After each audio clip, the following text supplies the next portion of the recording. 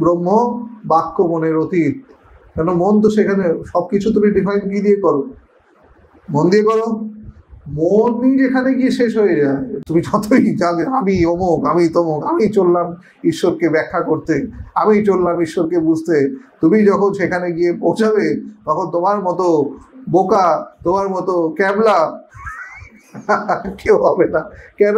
তোমার ওই সব স্মার্টনেস যা কিছুই রয়েছে না কেন, সব ওখানে গলে গিয়ে শেষ। মোমবাতি যেমন জ্বলা শুরু করে, মোমবাতি জ্বলার আগে কেমন থাকে? শক্তপোক্ত থাকে না?